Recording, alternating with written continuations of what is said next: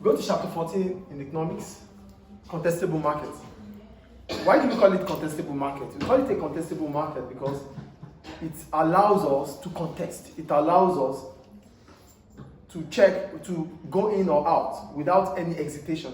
So that means we can as well compete with anybody within the market. That's why it is contestable.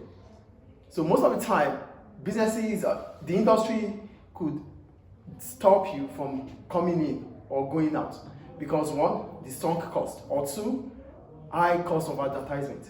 But with a contestable market, it means we can come in and go out at free will. That is why it is contestable. So a small business can come in and set the pace. A big business might drop, might lose its position, might lose its market share because the market is contestable. It's not a market structure, it's a situation in a market structure.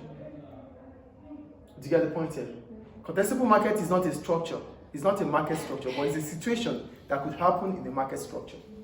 It could happen in a monopoly, it could happen in an imperfect market, it could happen in a perfect competition.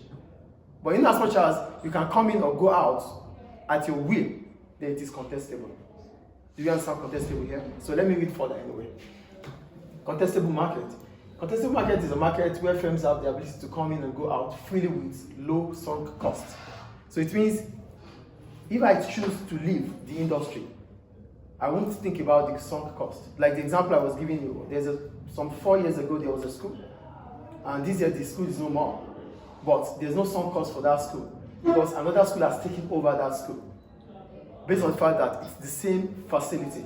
So the facility is for school, so any other school could take it over. Sunk cost is just those costs that are inevitable, the costs that would not want you to leave based on equipment, based on machinery, based on facility. So if that 4 years ago, the school wants to leave, but it couldn't leave for the fact that no one is going to use that facility for school, then that's a sunk cost. So most of the time there's barrier to exit because of the sunk cost. So, and even entry. So when I come into the market, I need to be bigger. So coming into the market and becoming bigger, and if I want to leave, how can I leave? What do I do with all these equipment? What do I do with all these facilities? So because I cannot do anything with them except for that industry, then it's a sunk cost. So in a contestable market, the situation allows us to come in and go out at our will. Do we get it? So what are the characteristics of a contestable market? The first one, the numbers of firms in the market can start from one, which is from a monopolist. Like I told you earlier, a contestable market is not a structure, it's a situation of a structure. So it can start from a monopolist becoming, more firms coming in to break that monopoly. Do you get the point I'm making here? So more from monopolies and increase to many, which none can dictate the market share. So as soon as we can come in and go out, it means no one can actually decide who sells more. So we can sell more based on our abilities. We cannot influence customers. Do we understand? Do you understand the first point, please? The second one, there's freedom of entry to and exit from the market. So because it's a contestable market, it means I can come in and go out at will. So what makes me to be able to go out if the market is not interesting to me anymore is because there's no sunk cost, or there's low sunk cost. None or low means I can easily leave the market if I feel like I want to leave. So any firm could choose to come in and go out without any stress about sunk cost. Do you get the point? Do you understand the point, please? Yes. Your head up, please. The third one, firms compete with each other as they cannot collide. There's no collusion because everyone are competing. Everyone is competing with each other. So you cannot collide to decide price. You cannot collide to decide location. You cannot collide to decide output. Do you get it, please? The next one. Firms are short-run profit maximizer, which means they only want to produce where the output is MC equals to MR. So the only time they want to produce is where their marginal cost equals to their marginal revenue. So that means they think about the short time. They want to make profit as now. Do you get that? The next one, firms may produce homogeneous goods or branded goods. Like I told you earlier, so each firm, you cannot influence another. So that means whatever I produce, I can sell. So we can as well produce the same product. So if we are producing the same product, it means we should be able to differentiate our product, maybe through branding. Yes, sir. Yes. In number 3, firms compete with each other as they do not collide. Yes. Collide as in integration.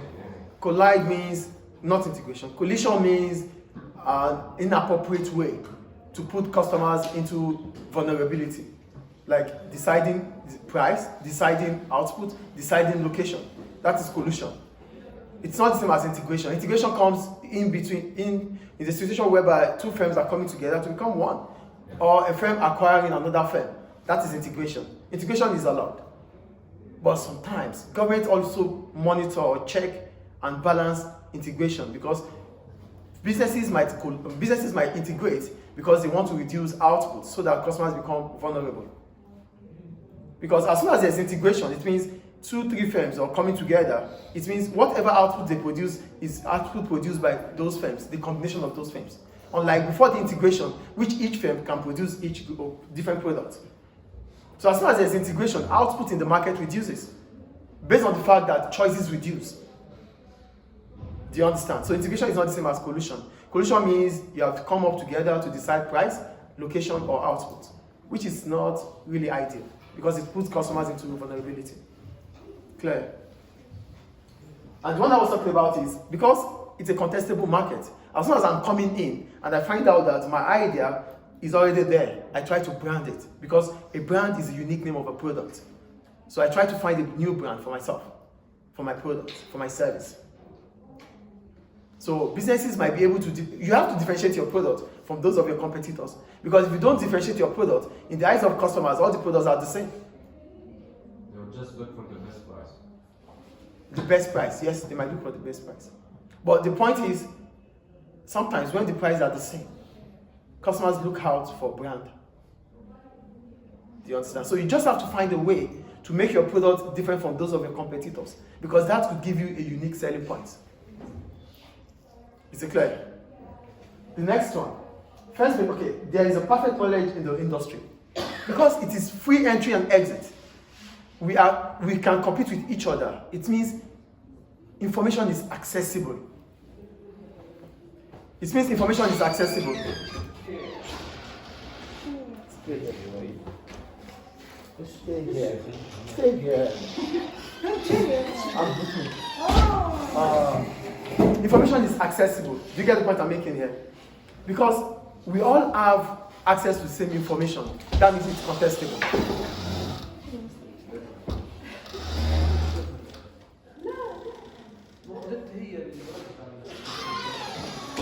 Do you get the point, please? Yeah. That's the next point. And the last one, the potential for hit and run competition exists. Why do we call it hit and run? We call it hit and run because it means I can quickly just think about a market, a business. The market, like the educational industry, it's booming. A lot of schools are setting up, yes or no? Some schools might set up to just make that wave now, sell what they have to sell, and move on. Like the example of that school I made, the school only existed for 2 years, and after 2 years, it went off. Why was it able to? That's just my own idea about it. Do you understand? Why will you just open as big as that school and just want to be there for 2 years, and after 2 years you're done? So that's hit and run. The market was booming, and it wants to make the opportunity to make revenue and move on. That is hit and run. You understand hit and run? Move on in the same industry or change? No, it's a school. The school left, and another school took over. Another school took over because there's no sunk cost. Where's my sunk cost here? Yeah, there's low or none. So because there's no sunk cost or low sunk cost, it means I can build a big facility because I felt that the market is booming this year. So as soon as the market is done for this year, I will sell it over. That is hit and run. So these are the characteristics of a contestable market. Note, a contestable market is not a market structure, rather it's a situation in the market structure. Thank you.